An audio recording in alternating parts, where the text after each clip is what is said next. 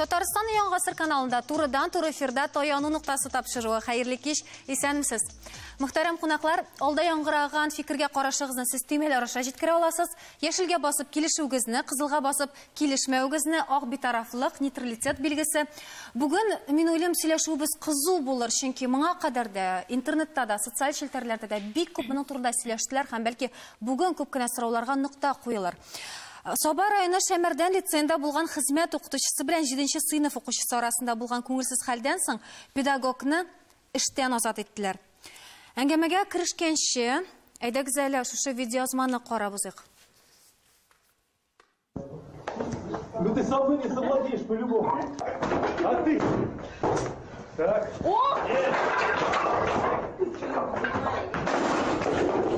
Ты не совладеешь со мной. О, на YouTube хорошее видео будет. Оборона! Что ты лезешь на меня? Вы что на меня лезете? Вы же первый родили! Андрей, выйди оттуда. Шея.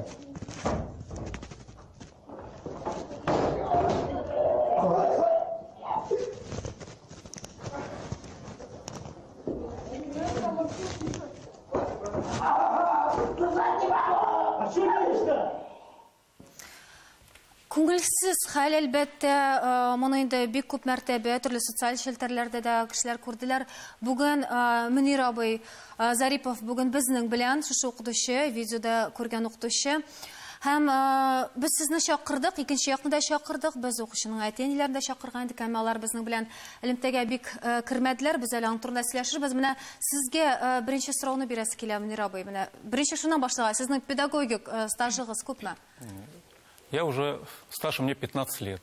15 ел эшләйсез, син балалар белән. А вообще такой конфликт, без урыс телендә сөйләшәбез, чөнки Мөнир абый русча сөйләшә. Такой конфликт у вас с учеником впервые? Да, впервые. Впервые дело в том, что этот конфликт, можно назвать, начался уже издалека. Я бы хотел, конечно, это прояснить на передаче. Ну, здесь, конечно, нам интересно, вот именно вот с этим парнем у вас конфликт до этого был, вот этот конфликт? Потому что это очень серьезное видео, и для многих, күп кенә кешеләр өчен әлеге видео карап башка мәктәпләрдә дә әлеге хәл булырга мөмкин. Моны бары тик яздыргандар, күрсәткәннәр, шуңа күрә без күрәбез. Поэтому на этом примере мы хотим решить, естественно, мы хотим вот разъяснить ситуацию, как вообще это произошло. С этим учеником у вас вот это первый конфликт? Я бы сказал, не то чтобы конфликт. У меня с ним всегда были дружеские отношения. Даже так? И до конфликта, и после конфликта. Мы никогда с ним не конфликтовали. И что произошло на тот момент, я до сих пор сам не понимаю. А что произошло? Что послужило поводом? Это вот кто-то говорит, линейкой, да, там ударили, либо он что-то сказал. Что послужило поводом такого дальнейшего поведения? В этот день завуч по воспитательной работе сообщила, что он уже с утра был вот такой взвинченный. Это после инцидента. Стало об этом известно. И он искал повод уйти со школы. У них должен был быть экзамен по татарскому языку. И вот он, видимо, какой-то повод искать. Начал искать этот повод. Ну, мы, конечно, не можем за него говорить, потому что его здесь нет, это будет несправедливо. Ул монда булмагач без аның турында интернетчеләр чыгара алмыйбыз.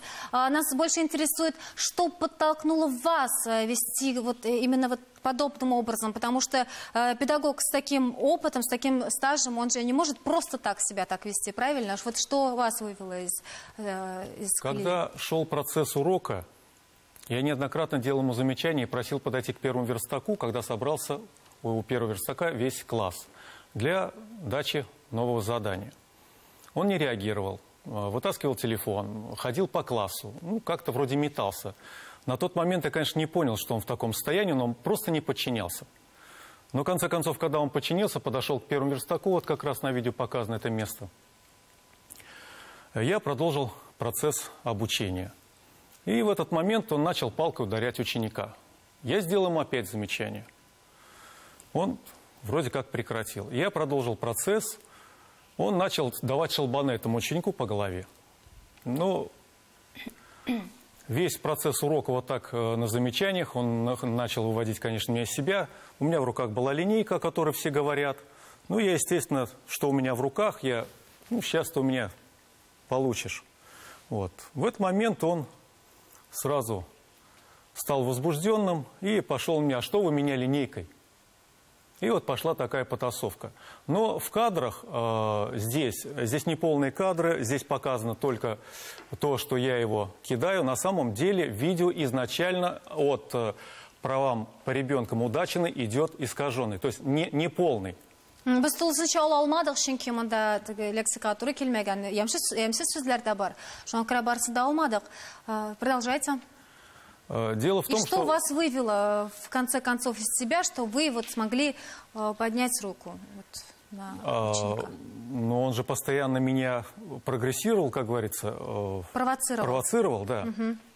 Угу. Я же ему раз делал замечание, 2 делал, 3 замечания делал, 4. Эти замечания можно даже сказать как бы бесконечными. И в конце концов, когда он начал обижать парня, то палками его стукал, то шалбаны по голове во время процесса. Манирабы, мы это поняли. Вот сейчас, вот на сегодняшний день, вот, насколько я знаю, вас уволили, правильно? Да. И вы себя ощущаете вот, виноватым? Виновным я, безусловно, себя считаю, но не настолько, чтобы уволить. Мне предложили уволиться по собственному желанию, я не согласился, потому что я захотел защитить свои права. Я не считаю себя настолько все-таки виновным. Мында сөйләп китте, дәрес башындан башлап укучы, бу укучы 7-нче класста укый торган укучы үзен агрессивно тоткан. Менә мин, конечно, педагогика фәннәре докторы да түгел, беркем дә түгел, педагогикада алай яхшы беләм дип әйтмим. Әмма бу очракта сезгә ул укучыны дәрестән чыгарып җибәрергә генә кирәк түгел иде микән? Тут предлагают, может быть, стол его вывести, попросить, чтобы он вышел. Если он себя ведет нехорошо, обычно же просят выйти. Да, у нас как раз по этому случаю собирался педсовет. И стоял такой вопрос: а что можно было сделать? Да, и звучали такие фразы: вывести нельзя. Как его вывести? Его нельзя. Дальше. Позвать директора. Не представляется возможность. Уйти за директором. Класс оставлять нельзя. Позвать на помощь. Рядом у меня никого нет, ни одного педагога в этот момент уроки не шли. Ну, класс старостасы була, укытучының ярдәмчеләре була, миңа калса. Класста бит инде староста була. Когда зашел учитель, случайно зашел учитель по истории, который прокуратура пишет, что он не принял никаких действий, это тоже неправда. Это все промыслы прокуратуры Собинской. Вот. На самом деле он вызвал родителей. То есть он принял меры. Он увидел эту ситуацию, он зашел, он вызвал родителей. Поэтому то, что его обвинили, это все не так. Ну, я считаю, его правильно обвинили, если уже английский. Ул ир-ат, улы ир-ат. Сезне айрыга тиеш урына ул кайда жигрәс вайнтерга родительләр 1 сәгатьтән килергә булдыралар бит. 2 сәгатьтән килергә. Ну бит сезне айрыга гына кирәк инде. Менә монда, хөрмәтле җәмәгать, без дәвам иткәнче без бит бер якның фикерен генә ишеттек. Без икенче якның фикерен дә ишетергә тырышып карадык. Әмма җавап бик кыска булды. Без анышлык ишетергә тиешбез әтәниләрне. Хәзер бер генә секунд, Әнвәр абый. Юк, пока бер нинди комментарийлар да бирә алмыйм, афу итегез. Бу шушы укучының әти-әниләре, без чыннан да бик тырыштык китергә дә, чөнки тормышта төрле хәлләр була. Һәм барысына да бер кеше генә гаепле булса, ул бер хәл булыр да. Гадәттә конфликтта 2 якта гаепле дип әйтәләр. Ну төрлечә була. Менә мондый ситуациялар, Рәхмә ханым, сез директор буларак нәрсә эшләр идегез? Менә хәзер эштән азат иткәннәр. Менә мин бу видеоны бик игътибарлап карамаган идем. Әле генә бик игътибар белән карап тордым. Әйеме, Мөнир Марселович, сезнең монда тамырдан сездә дә гаеп бар.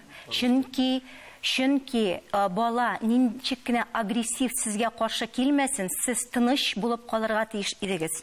Менә монда әгәр дә баланың позициясеннән карасак, бу баланың гаиләсендә бәлки менә улларга кычкыру, улларга каршы дәшү, бәлки әле кул күтәрү кебек гамәлләр гадәти күренешкә ашаган. Бәлки әле бу балада ниндидер психик тайпылыш та бардыр. Чөнки күренә бу беренче генә хәл түгелгә охшаган.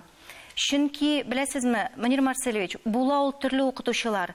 Дәрес барышында ничек кенә сезне менә провоцировать итмәсеннәр. Сез иң беренче чиратта үзегезнең укытучы икәнлегегезне онытырга тиеш түгел идегез.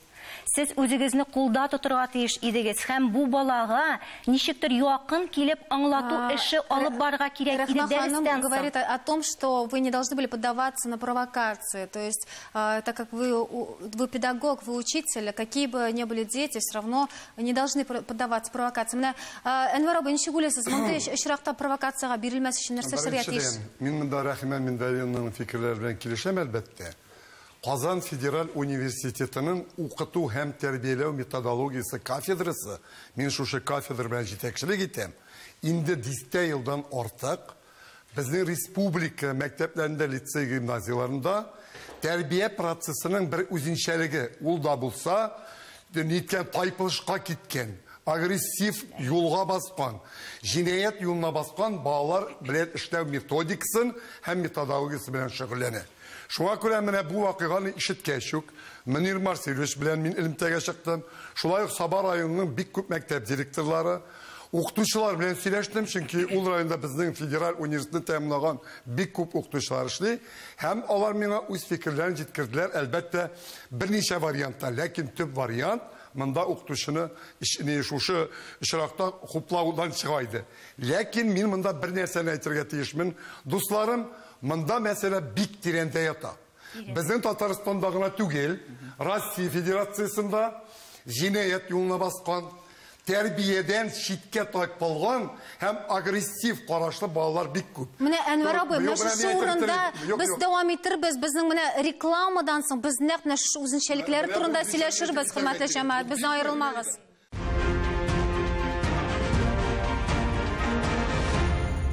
Татарстан Яңа Гасыр телеканалында турыдан-туры эфирда таяну нуктасы тапшыру. Без дәвам итәбез. Рекламага киткәнче менә Әнвәр абый, менә иң кызган вакытта мин туктаттым. Без провокацияга бирелешү һәм менә шу тирән сәбәпләр турында сөйли башладыгыз сез. Тәрбиягә авыр бирелүчән, агрессив карашлы булган балалар чынлап та бүген Россиядә да, Татарстаныбызда бик күп. Кызганычка каршы. Ләкин аның төп сәбәбен без күрергә тиеш нәрсәдә? Иң төп сәбәбе безнең илебездә, шул ук Татарстаныбызда яшь буынга белем бирү концепциясе бар. Белем бирү безнең җитәрлек дәрәҗәдә бара. Тәрбия концепциясе бүген бөтенләй юк. Без тәрбия концепциясыннан башка бүген нәрсәдә эшли белми торган укытучылар, тәрбиячеләрне ишетәбез. Һәм болай гына да түгел. Менә мин сезгә шуны әйтәм. Инде 10 еллар буена Россиянең бөтен телевидение, радио каналлары фәкать тискәре, начар энергетика җибәрә. Менә карагыз, иртәнге 6-да телевизор җибәрәбез. Хәт 1-нче каналына, хәт 10-нче канал, хәт 3-нче канал. Һәр бер каналда үтереш, беренче хәбәр, үтереш, кыйнаш, сугыш.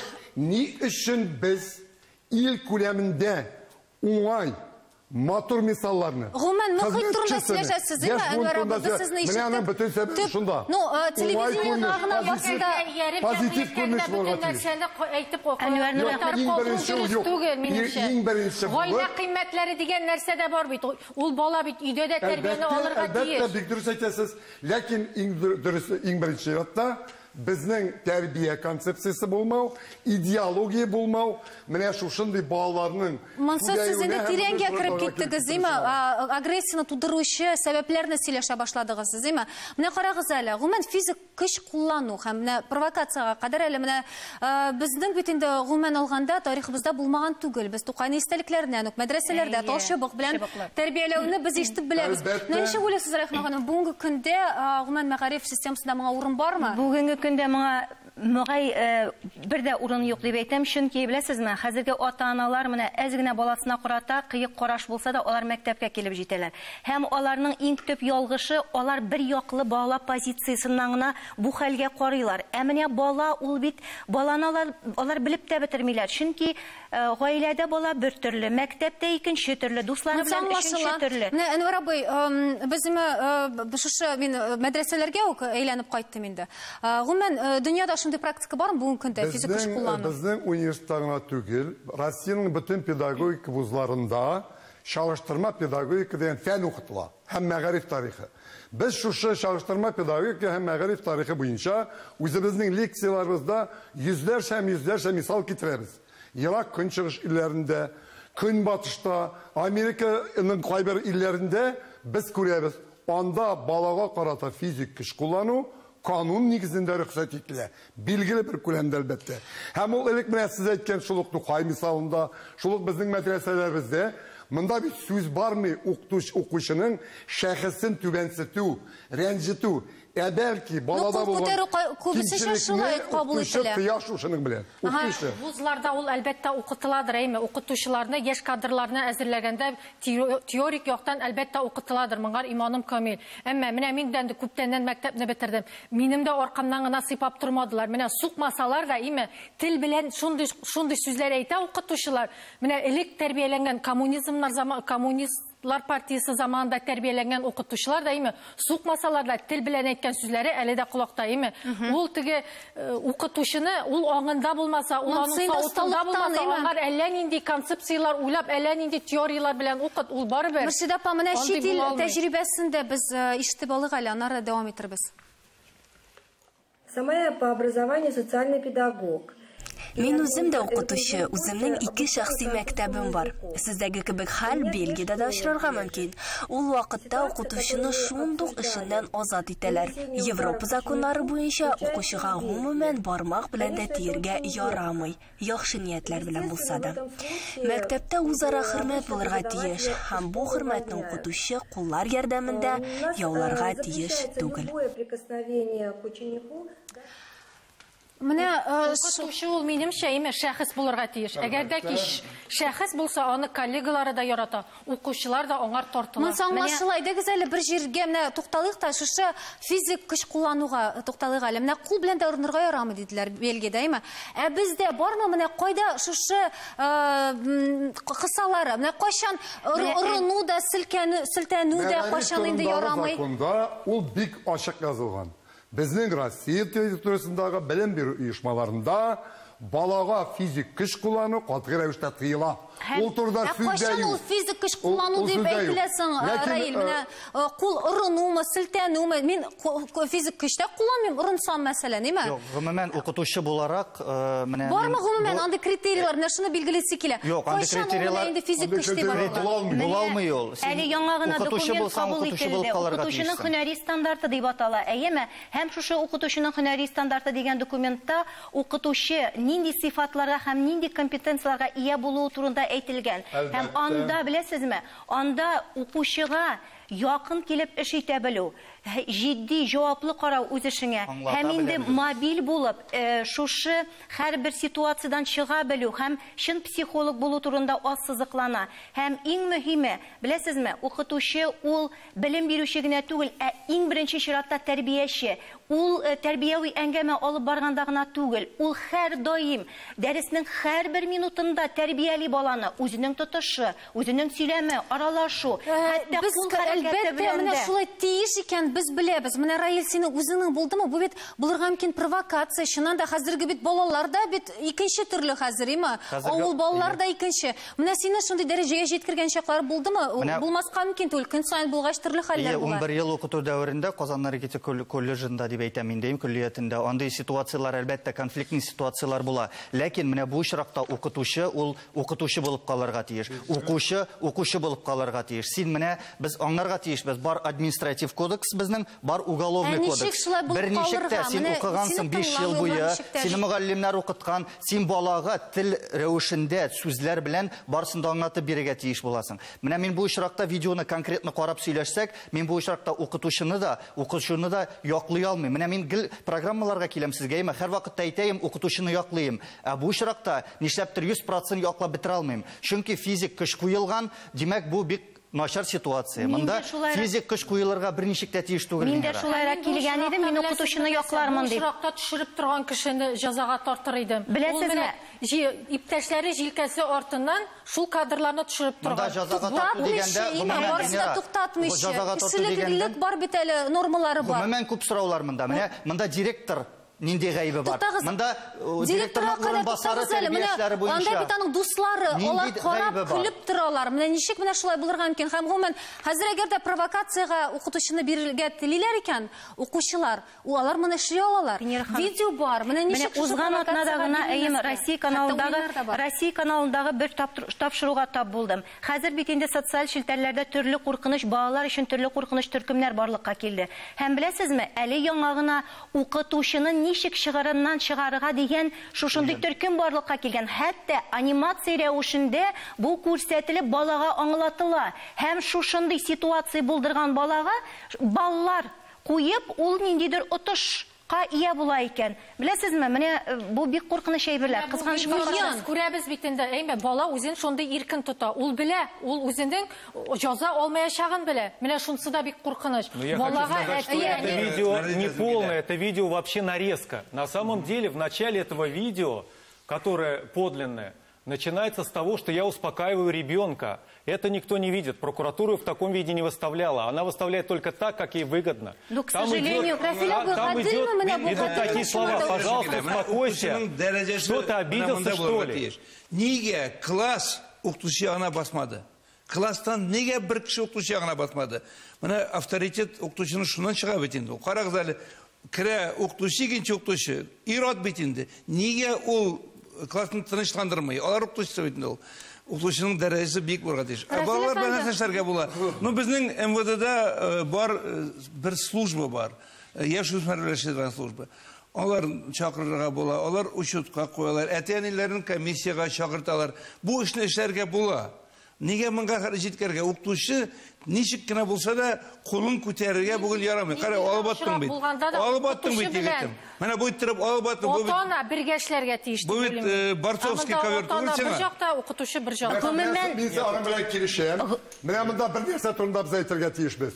Бу Саба районының Шәймәрдән лицейында укыту тәрбия процессының бик түбән булуы турында. Менә мин дә шуны әйтәсе. Һәм бу Мен тиешле нәтиҗәләрне чыгарырга тиеш. Тутасыз бит бөтенесендә бер калыпка саласыз, Әнвәр абый. Әнвәр рәхмәт, мин риза. Мәсәлән, сезнең гимназиядә мондый хәл була алмый. Икенче гимназиядә мондый хәл була алмый. Бу шушы гимназиядә түбән дәрәҗәдә. Әнвәр абый, укытучы тарафыннан дәрес тиешле дәрәҗәдә оештырылган булса, бала бу дәрескә ашкынып килергә. Бу бит инде технология дәресе баланы кул эшенә, ират эшенә өйрәтү. Ни өчен тәрбия эше алып барылмый? Мен Әнвәр абый белән килешәм, чөнки тарих укытучысы да кирде бит бу дәрескә. Нишләп ул ишек янында карап тора? Нишләп тынычландырмый? Без тагын бер видеоны карыйк, аннары дәвам итәрбез. Иң беренче укытучы аны хөрмәт итәрдәй, яратырдай, аңа ышанырдай итеп, үзен бала алдында күрсәтә белергә тиеш. Ата-ана гаиләдә баласына укытучыга карата хөрмәт хисен уята белергә тиеш. Укытучы теләсә нинди ситуациядән дә лаеклы чыга белергә һәм баладан гафу үтенә белүдә зур сәләт дип уйлыйм. Манил Марселович, достойно выходить из каждой ситуации – это одно из обязанностей педагога. И организовывать учебный процесс так, чтобы полностью ученик был вовлечен в учебный процесс, а не оставался у него время для того, чтобы разговаривать по телефону. И еще есть одно из требований. По телефону ученик никак не имеет права разговаривать на уроке. А вы этого позволили. Как наоборот, я ему делал замечание. Я привлекал его к тому, чтобы он подошел к первому верстаку. Тут вы сказали, что нужно, если что, попросить прощения. Вы готовы, например, если что, попросить прощения? Мы пожали друг другу руки, мы друг против друга ничего не имели. Это после этой ситуации, да? Да, совершенно верно. Гомумән дус булырга мөмкинме? Менә укытучы белән укучы арасында ул дус нәмә мөнәсәбәтләр диде. Укучы белән укучы арасында бер-береңне хөрмәт, ихтирам итү һәм әлбәттә дустана мөнәсәбәтләр булырга тиеш. Әнвәр абый, иштек, менә хукукка килгәндә җиткермәскә дигән сүзләр булды, Рафил абый. Этот инцидент подняли через 2 месяца. 2 айдан соң, әлбәттә, моның турында, моны бит инде социаль челтәрләрдә 3 айдан соң әйләндерә. Рафил әфәнде, җиткермәскә дигән сүзләр күп булды. Әгәр дә җиткән икән иде менә шу чиккә, укытучының хокукларын бер кеше якларга тиешме, бер кеше яклыймы гомумән бездә? Әлбәттә, бала ягында бөтен кеше булачак. Карагыз әле, яклыймы, якламыймы, карагыз, шул ук прокуратура уларны бераз гына эштән яратты үтерми инде. Ну бит әле эш кузгатмаган прокуратура бу егеткә каршы. Бер аларның профсоюзлары бар. Менә бу ситуацияны гомумән хәл итүдә нәрсә таяну нуктасы булырга тиеш сезнең фикергезчә? Бу ситуация бөтен укытучыларга уйларга кирәк, мондыйны ничек булдырмаска. Менә бу ситуацияны шуңарына чыгарга. Шушы дәрәҗәгә җиткермәскә дип әйттеләр. Без әлбәттә моның белән килешәбез һәм әлеге хәл яхшы хәл ителер дигән теләктә сау булашабыз. Исән-имин булыгыз.